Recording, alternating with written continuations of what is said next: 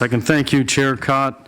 This presentation is not only an update for a work plan item, but it's a response to some of the confusion that we've been experiencing when staff has been engaging agencies and developers during outreach, when we're outreaching.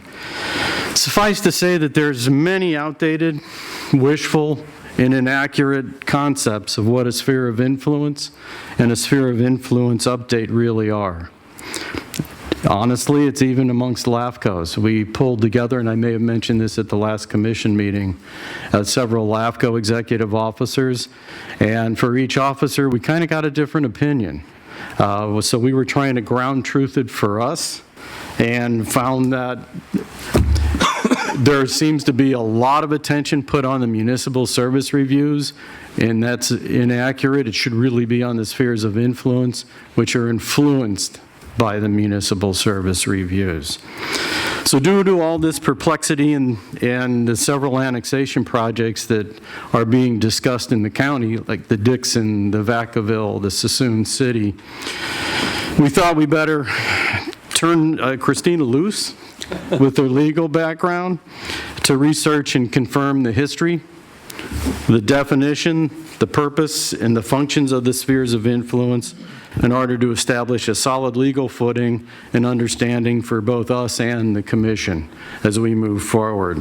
So Christina is going to go through step by step just what a sphere of influence is and how critical, really critical they are to sound decision making by LAFCOs. So with that, I'd like to turn it over to Christina. Thank you. I will start off by saying this is going to be a rather lengthy slide presentation and discussion. If at any time there's any questions, please hail me. But there's quite a bit of information that I wanted to kind of present and set the record straight for.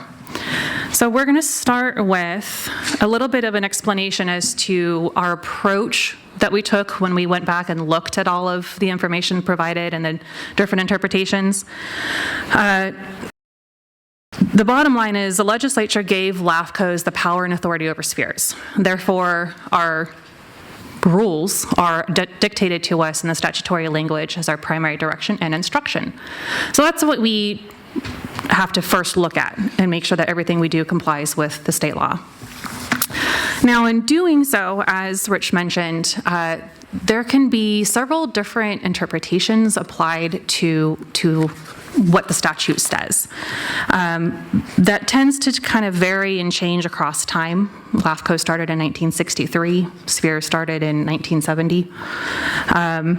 It can also be influenced by personal experience and background, or it can even be influenced or driven by what the needs or the wants are at that time for any particular sphere or project. So we began to do a review, as mentioned, internally with other agencies. We've spoken with several cities as they're getting ready to update their spheres, whether it's for triggered by a general plan amendment or a project. And there was a lot of chaos kind of centered around some key terms or key phrases. So in trying to clean up that chaos, we went back to our instructions, to the statutory law. But we also applied the statutory canons of construction. Those are a set of rules or maxims that are relied on by legislative analysts and by the courts in applying and interpreting any given statute. The basis foundation, the single common thread of there's several canons, but the basis common thread of those canons is that you always assume that the legislature wrote the law with purpose and consistency. That goes down to the priorities as well in the specific language and the words that were used in there. So every word matters. In looking at that, the most common canons that I applied to this, I got to use some of my scholastic background, so I had a lot of fun with this. But the ones that are most commonly used are whole text, which basically means if there's a word in the text, that word is applied consistently with the same definition throughout the law. There's rules against surplusage, which means there's no extra language, and there's no single word, or there's no two words that would be given the same definition. So every word has its own meaning. Ordinary meaning, if there's really confusion, what's the dictionary say? How is it generally defined? Prefatory materials and the title and heading looks to the outline of how the legislation is written. What are the titles of the sections, of the chapters? Every piece of legislation opens up with what's the purpose, what's the intent, why is the legislation even interested in creating this particular law? And lastly, legislative history. For this, I got to dig into the state assembly and Senate hearings, and actually read the comments from the hearings from CKH and how it has changed as far back as I could go. So with those in mind, what I found interesting when I started getting into this, I'm one of those guilty ones coming from a city background where everything was centered on the municipal service review, because that's what I understood as the tangible document. But in going back and looking at, this is the outline of CKH. Remember, every text and every heading and subheading has a meaning and a purpose, and they identify the things that are most important. What you'll notice, Part 2, Chapter 4, is titled Sphere of Influence. So the sphere of influence, what this basically told me is, the sphere of influence is, as Rich likes to say, the thing. That is the most important driving factor in helping to coordinate regional planning. And so the service review informs that. So this is going to be a focus on what is the sphere. The general layout for the presentation is, what is an SOI? What's a sphere? And what is it not? What is LAFCO's authority in the sphere and over the sphere? The general purpose, function, and importance of the sphere, and then we'll touch on kind of what we've noticed or how we're approaching the current Solano LAFCO policies. So work plan item number 5 did say that we were going to look at all of our policies and identify what needs to be updated. Sphere of influence, as we had conversations, ended up being one of those things that needs to be at least reviewed for clarity. Starting with our statutory purpose, this is the very opening of our law. Why do we even exist? LAFCOs were created to discourage urban sprawl, preserve agricultural land and open space, those are the first 2 items mentioned, promote efficient and sustainable public services, promote orderly formation and development of local agencies, and then to provide information and policies to further these goals. So with that basic foundation in mind of what are we here for, LAFCOs were created to be independent regional watchdogs, to look over the agencies and ensure that that coordinated, orderly growth occurs throughout Solano County. Why the spheres? Spheres are created, LAFCOs were created in 1963 to prevent urban sprawl and ensure orderly growth. That was the original language. And that was reiterated in the Commission on Local Governance for the 21st Century, the Growth Within Bounds document. I'll get more into that, but that document ended up being the basis formation for the law we know as it is today. But it was identified that we're here to prevent sprawl and ensure orderly growth. In order to strengthen our ability to enforce and effectively carry out our directives, we needed tools. So in I believe it was 1971 was the exact date that it was effective, but the sphere of influence was the tool given to LAFCO for planning, coordinating future logical and orderly growth. Helps to strengthen that ability for us to be that watchdog. What is a sphere?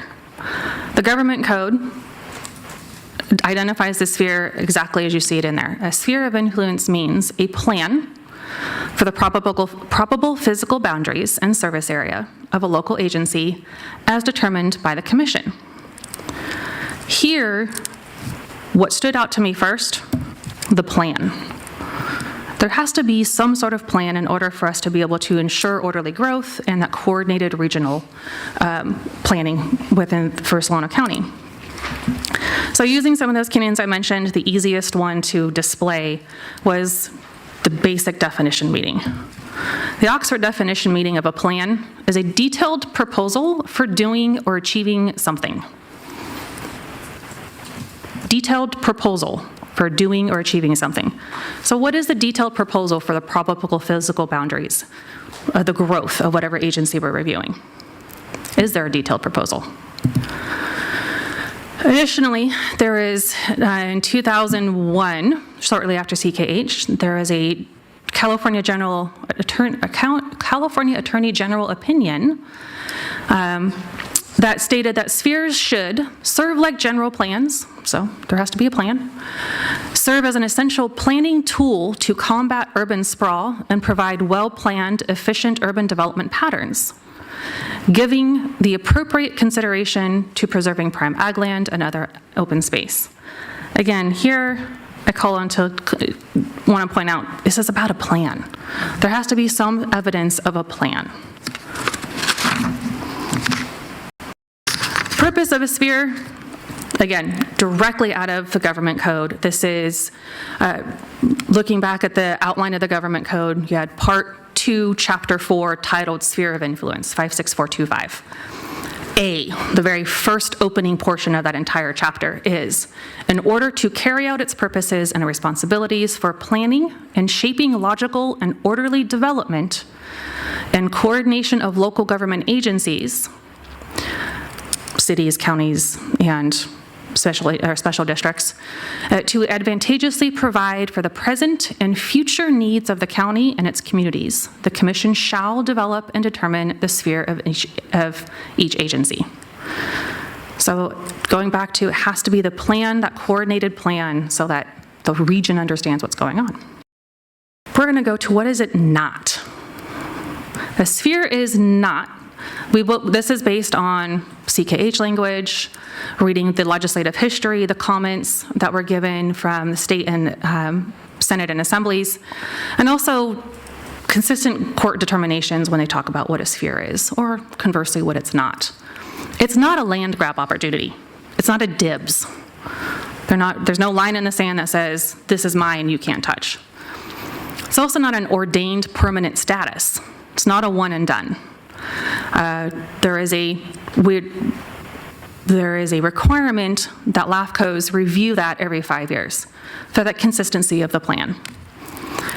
It does not absolve compliance of 52645.425G, which is the 5-year review. It's not an entitlement, a guarantee, or a promise to development. This is iterated in the AG opinion. And it's also reiterated in the earliest case that I could find was in Gloria Hills, where there was a conversation about spheres of influence. And there's consistently held that it's not a promise, guarantee, or entitlement. It's also not an entitlement to restrict land use authority of the controlling agency. So it is a plan for growth, but the authority for the land underneath it lies in whoever's jurisdiction it currently is. So it doesn't restrict or prevent the authority of that ownership jurisdiction, until it changes hands.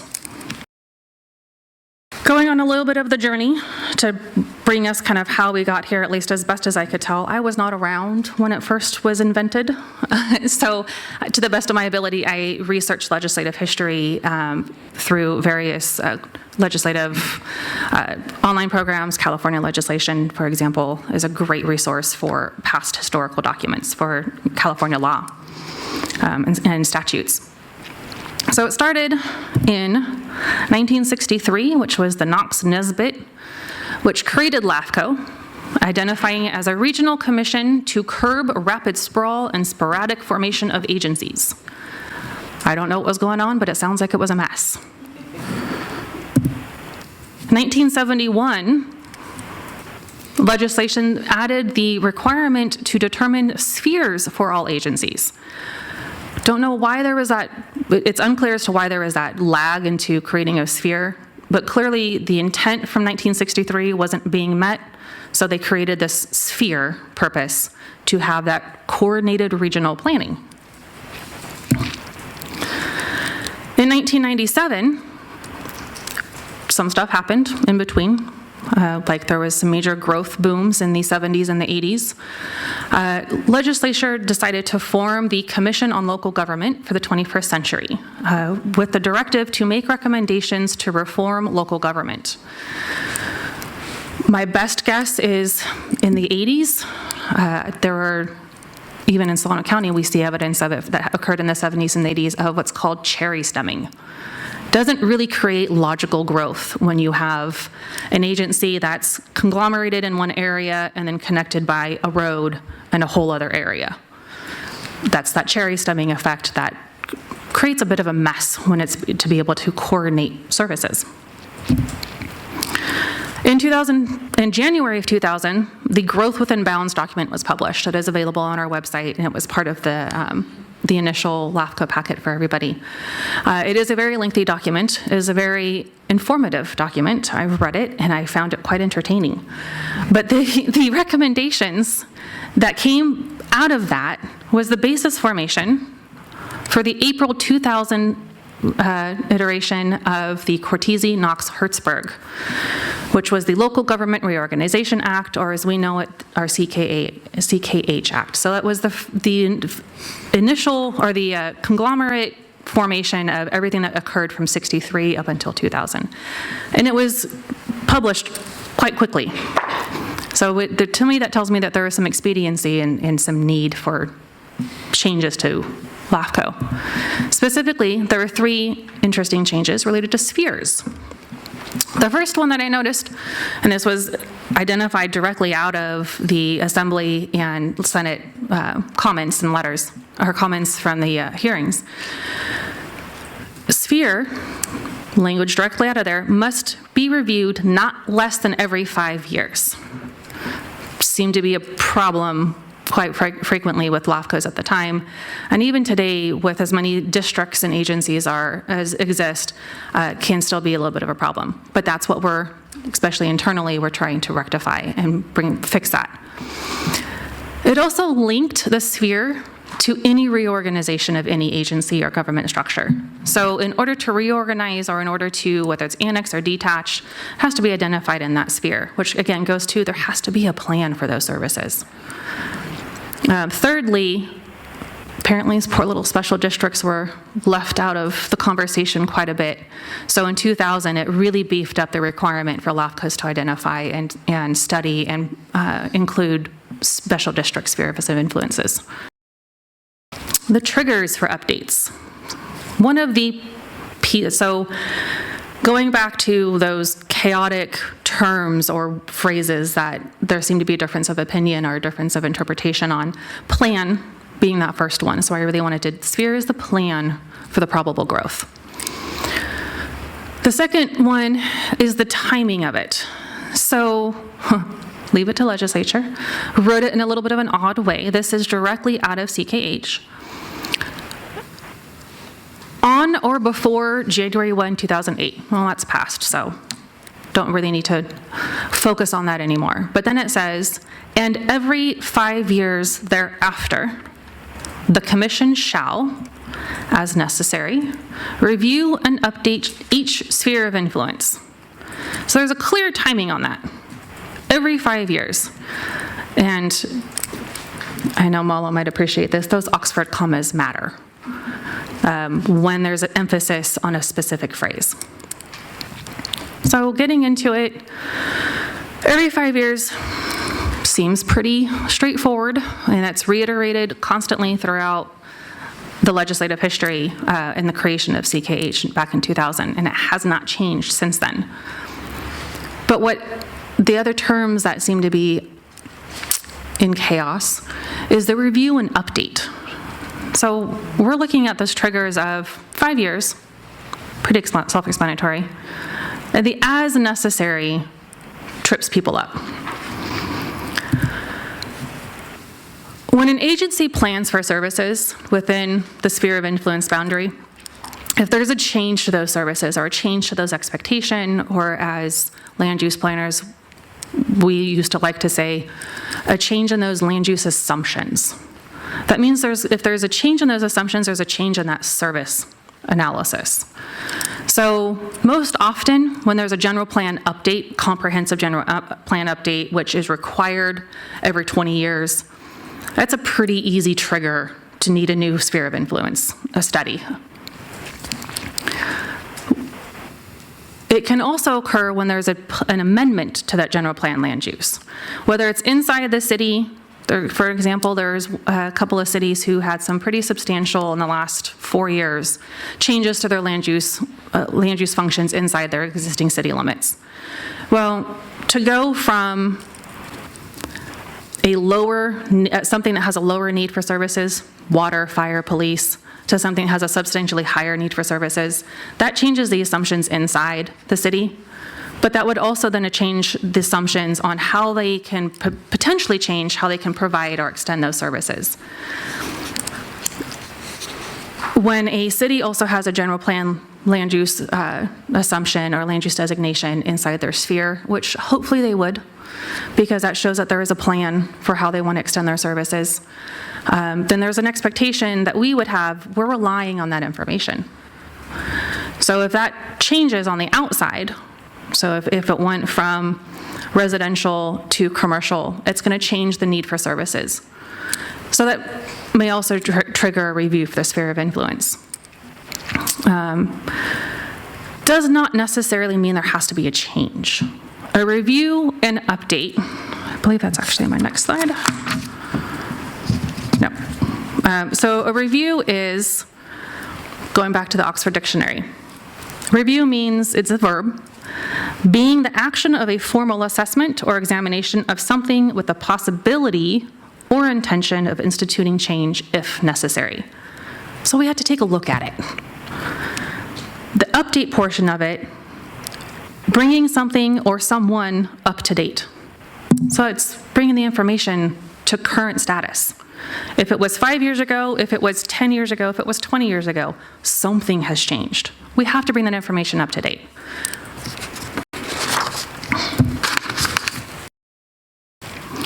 The reason why we have to bring that information up to date is these are our mandatory determination factors. There are 5 factors specific to a sphere of influence. Yes, they are similar to a municipal service review, but these 5 are specific just to that growth opportunity.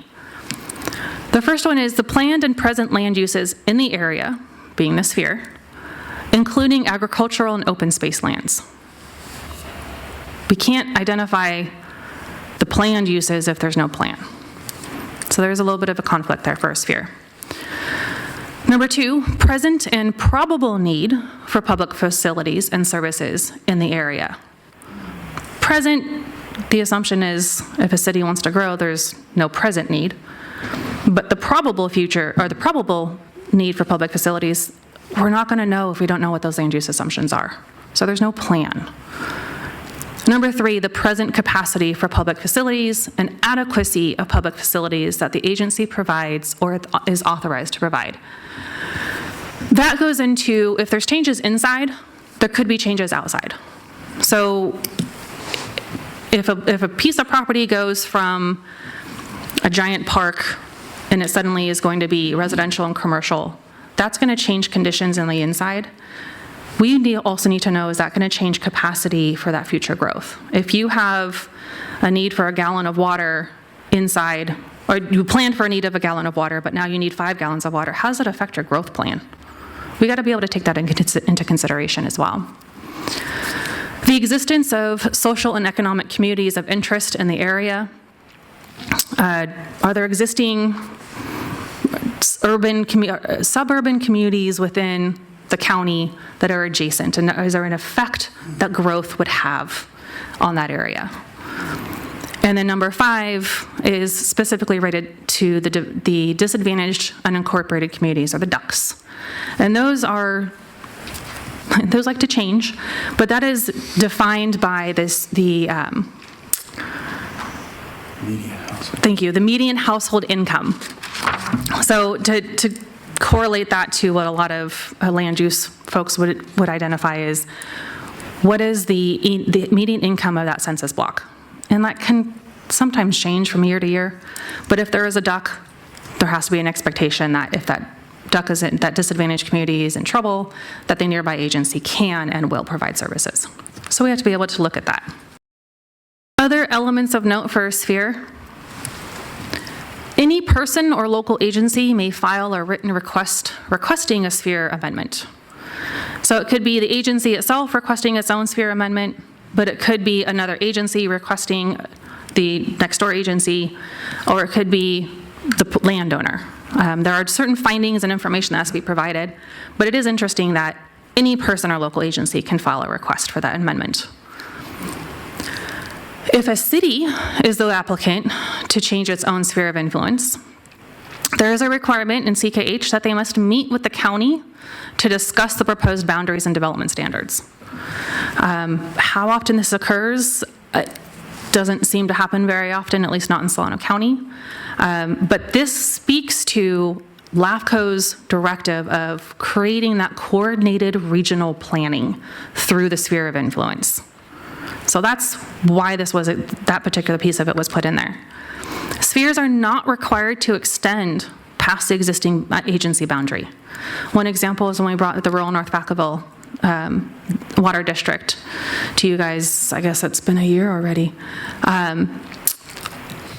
With the exception of a few tiny little remnant parcels, the sphere is coterminous with that boundary. And that's okay. And spheres are subject to CEQA. As that planning tool, there has to be some sort of CEQA analysis involved in that sphere. Our local agency policies. We have only scratched the surface of really what our policies look like and how it compares to what CKH's directive and intent was. So we do have existing policies, but they're bifurcated in several different locations. It was difficult to figure out how they were supposed to read together. So one of the things that we're working towards as far as this work plan directive is to put all the sphere of influence information in a single location. So it's easy for anyone to be able to understand and find. We're also trying to, again, we're going back and looking at it for accuracy, for clarity, and for readability, to make sure that anyone is able to understand, not just the subject matter experts on it. We're also considering developing a process which would identify guidelines and steps for how these reviews and updates occur. One of the common questions we've gotten from agencies is, well, what is the process? And it's a little difficult to really come off the cuff with that. So we are trying to give a guiding process on what to expect in that process and for reviews and updates. And we're considering reinstating for some of the old timers the CAP, Comprehensive Annexation Plan, was a driving factor that was removed in 2013. I'm not entirely sure why, but it was removed from our policies. It is an excellent forward planning tool. It does require more information, but it would also support a longer term sphere. But it really depends on how advanced that plan identified by whatever agency we're reviewing is. So that's kind of where we're at with the current policies. Yes. Question? So when the cities, do their general plan, right, and they're looking at creating their plan or their element, there was a component in here that you said that they need to then come and meet with the county. So my question is, so that cities know as we work through this process, how far ahead should they be planning out if they need to then also work out something with the county in reference to trying to increase their sphere of influence? So the current law states not less than 30 days prior to submitting an application to LAFCO. However, logistically, the sooner the better. If there is a comprehensive general plan update being processed, and I'll rely on my experience in doing general plans and land, city planning kind of stuff.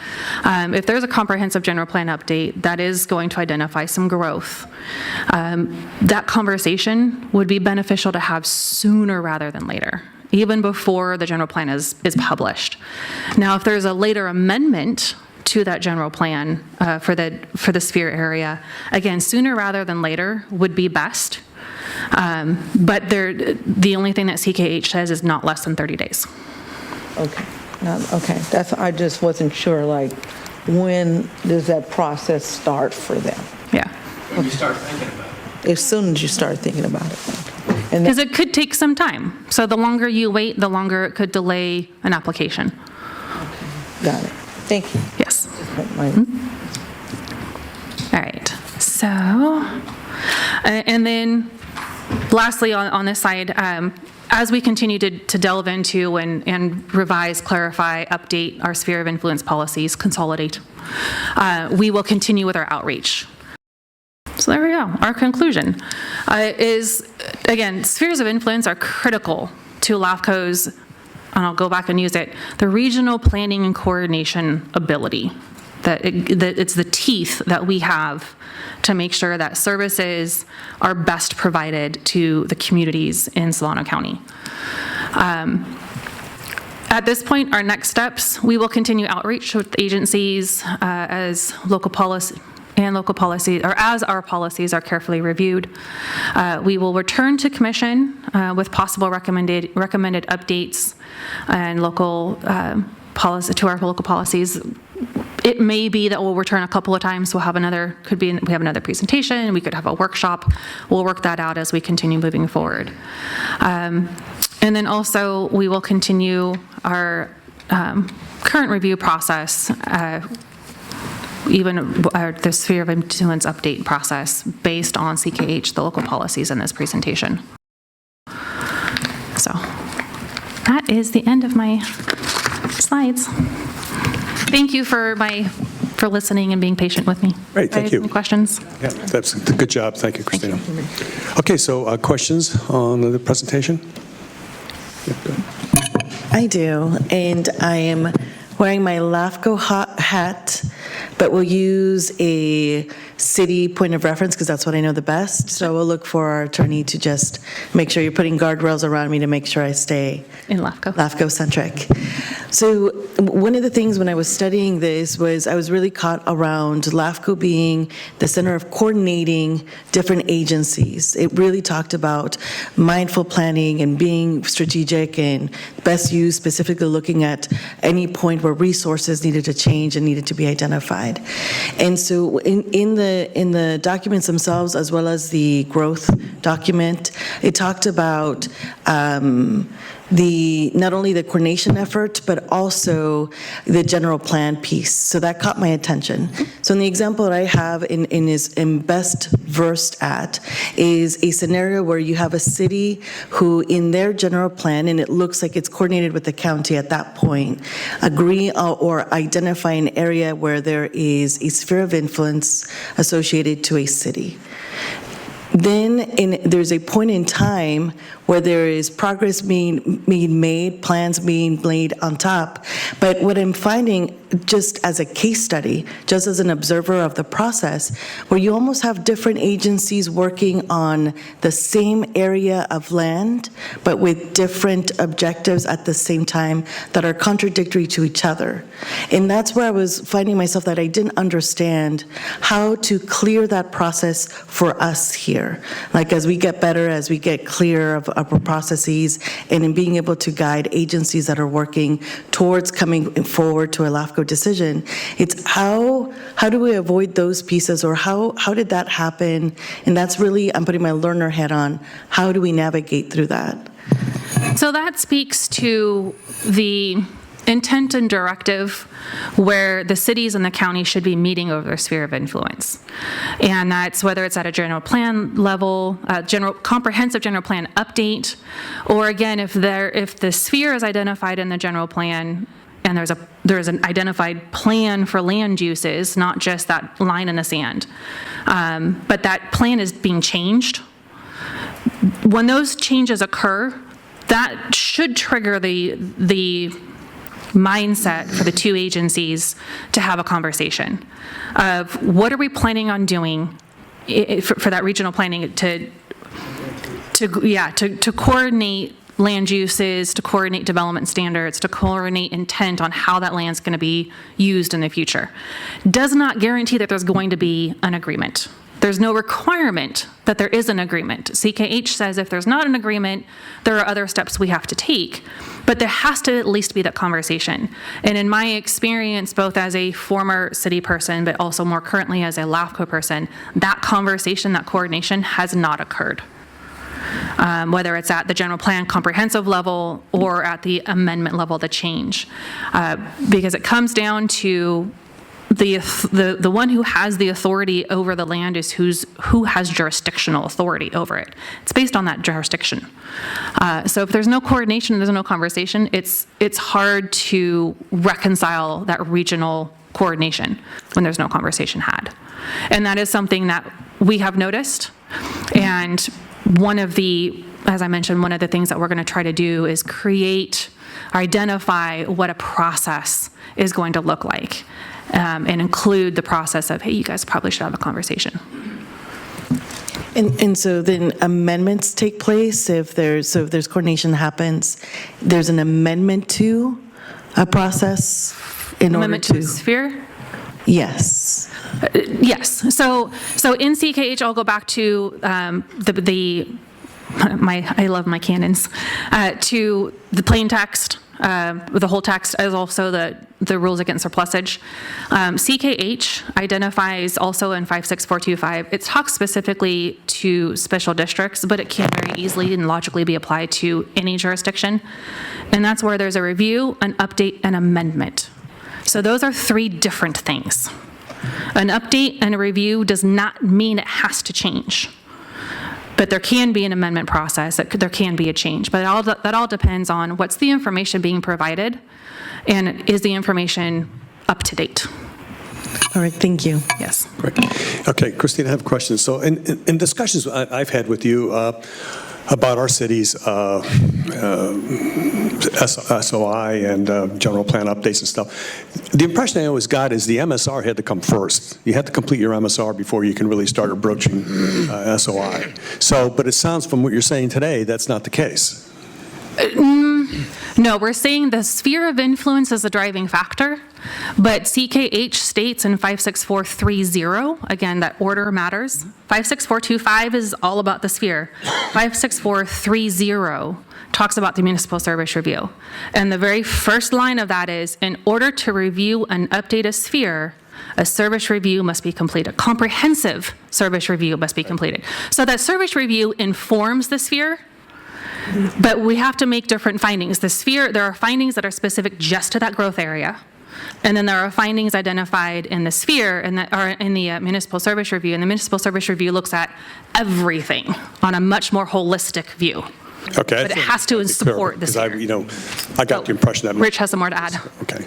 Chair, I think maybe give an example of what we see that may bring this home a little. There's been so much emphasis placed on the municipal service review because the amount of work that goes into it. It's a very lengthy process, and everybody knows they're supposed to have that every 5 years. The reality is supposed to be a sphere.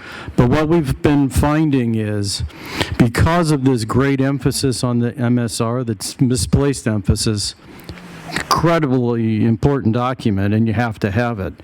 But what's happened is, we've got our sphere done, it's looking good. We already got an SOI, so we're in good shape, right? No. Back to that one. That's the difference.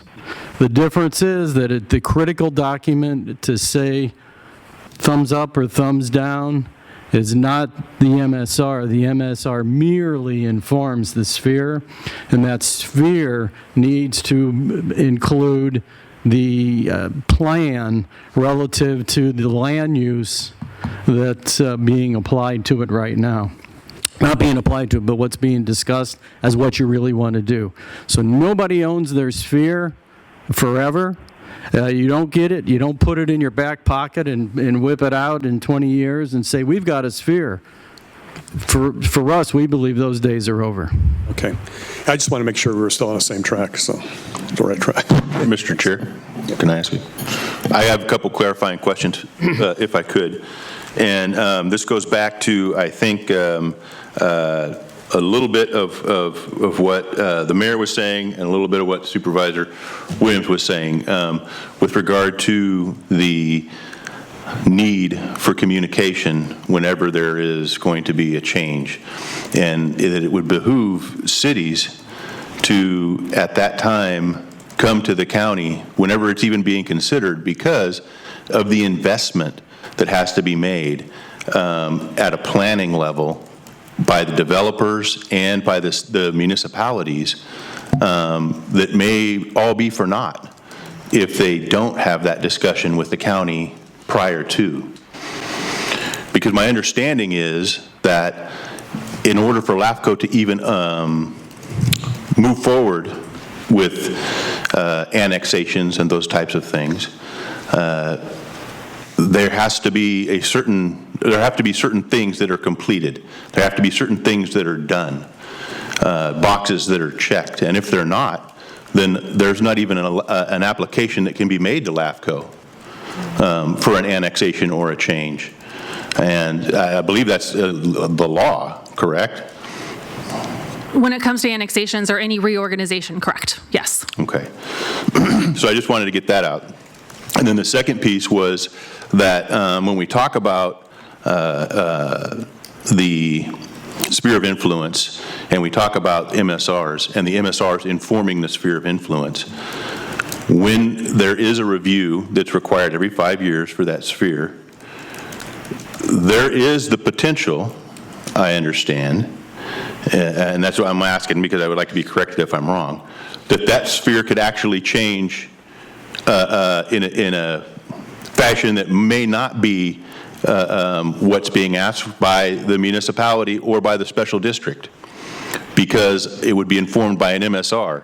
And if that MSR says that that entity cannot provide that service, doesn't have the ability, doesn't have the funds, doesn't have whatever it takes to be able to provide the required services for that region, then the answer would be no, right? That sphere has to change. And so I guess what I'm saying is it's a double-edged sword. Whatever goes into a sphere can come out of a sphere because nothing is guaranteed, correct? That is correct, and that's specifically why I included it in your packet. It's a 1988 case, but it has been upheld. The Angora Hills versus LAFCO, which also identifies and cites a Laguna Hills case, but it is where LAFCO approved a smaller sphere than the city wanted, and they had all the justifications, the reasons, the determinations on record, and it was held. And then lastly, when that municipal service review takes place, and I'm going to use special districts as an example, if it is found that there is competing interest among special districts and that the lack of communication between them has resulted in conflicting general plans or spheres of influence requests, when the municipal service review informs for that, there is the possibility that one of those may just take over the other because it's a better, or maybe recommended to take over the other because it's a better provision of service to the citizens of the county, which is called out in the canon of the law, right? So if this group is smaller and less able to provide the service, and this group is bigger and better able to provide the service to the residents and do it more economically and do all those things, and there's the potential that this entity could actually go away. LAFCO could make that district go away and it could be changed. Correct, and that's when we have to look at, are the services being provided effectively and efficiently based on the information that's being provided and everything that's on record. And if it shows that one district is in fact struggling or not able to sustain that service and another district can, then there is the possibility for a LAFCO reorganization of those districts. Okay, thank you. Okay, any other? I have a follow-up. Go ahead. Okay, I just want to circle back to my question as well. And just a little bit more clarification, because what Supervisor Mashburn brought up was there is an investment that happens for the cities, right? When they're creating their reports in hopes of these changes. How do within our documentation, is there a point where we make suggestions that, because I guess what I'm trying to ask is, how then do we advise cities when they're thinking of this process, right? How much From a should they LAFCO be- perspective? From a LAFCO perspective, how much should they be investing to put this together to, I guess I'm trying to understand. We can provide recommendations and, kind of what would be a best practice, but we don't have any authority to tell them beyond, you have to have this conversation and this agreement prior to coming to us. Okay. I just trying to think about, as we look into the future for all cities, regardless who the city is, that they know what the recommendations are, so that they know going forward what their expectations should be. Commissioner Williams, that's a good point. What we do and what we're supposed to be doing, and we believe we are, we have pre-meetings with the cities or the agencies. Part of that pre-meeting is to point out to them that all this needs to occur.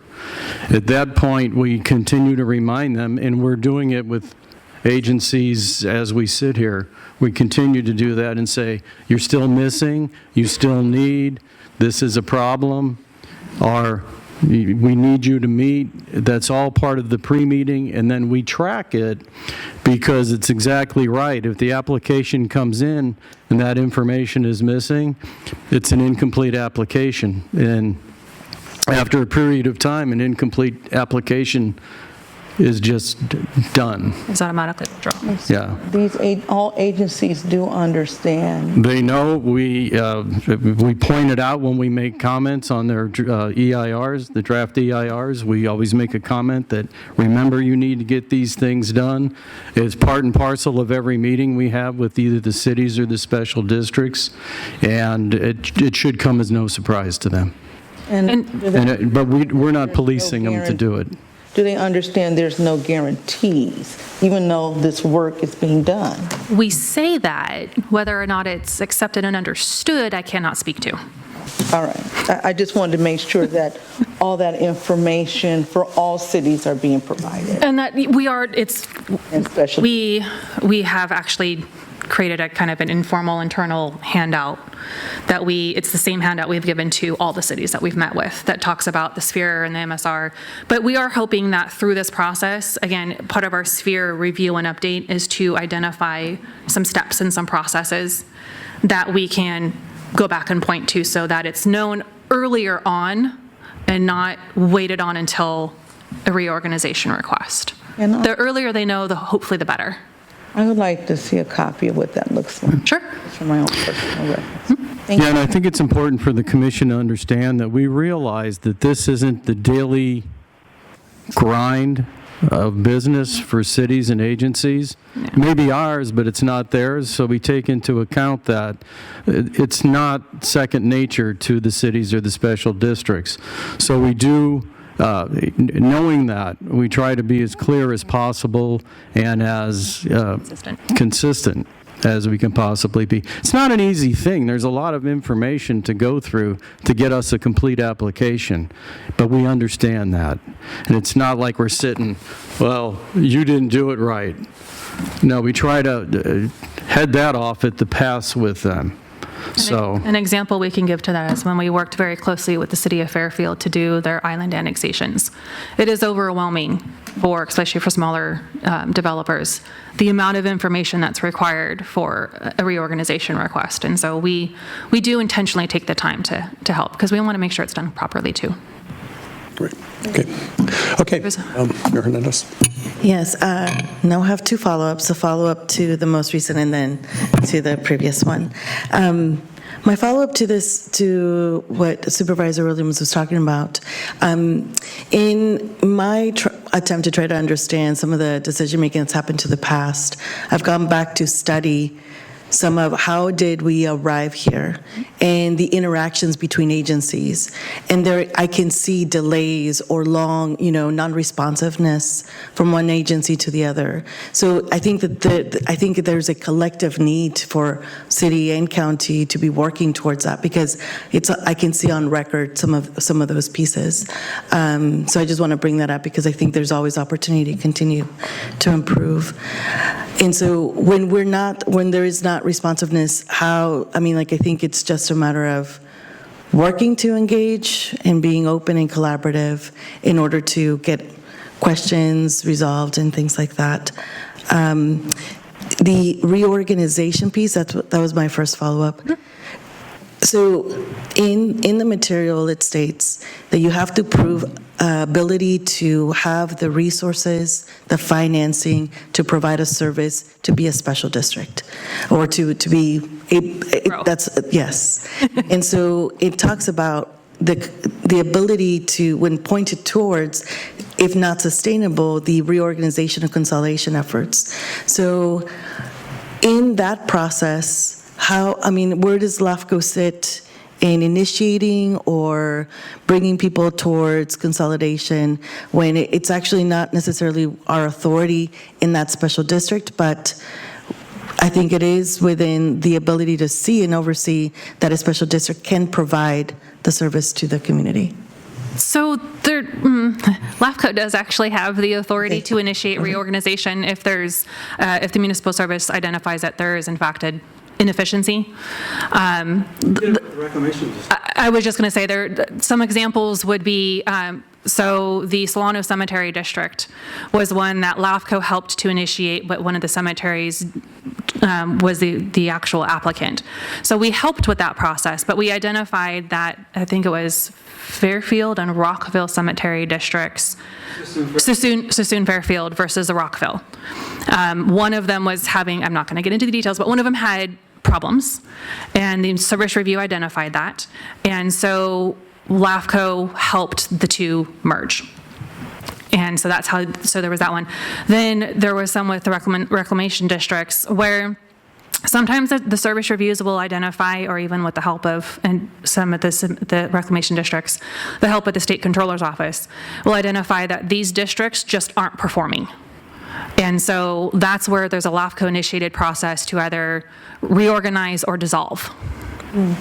So we do have the authority at the direction of commission to initiate as a LAFCO-initiated process, or it can be initiated by any other person or agency. There's several ways to go about that. Thank you. Great. Yeah, that actually added another light bulb to me, so appreciate it. Thank you. Any other comments, discussions? Thank you. Well, I want to thank LAFCO staff for doing this work, because it's timely. There have been a lot of urban legends and myths out there as to, and interpretations that things just keep being passed on, that this is the way it is. But I think it was in 2008 or 2010 when LAFCO was given actually more authority, and the requirement for a city or a county to meet together, or a special district to meet together in the beginning to talk about changes. There is no guarantee. This is a political process. This is a political body.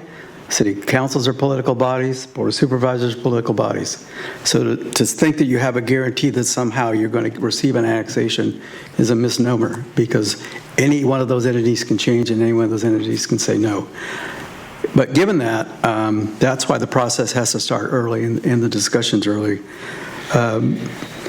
Municipal service reviews should occur every 5 years, regardless if there's an annexation or not, or pending, or a sphere of influence, because you don't need sphere of influence. You don't have to have those.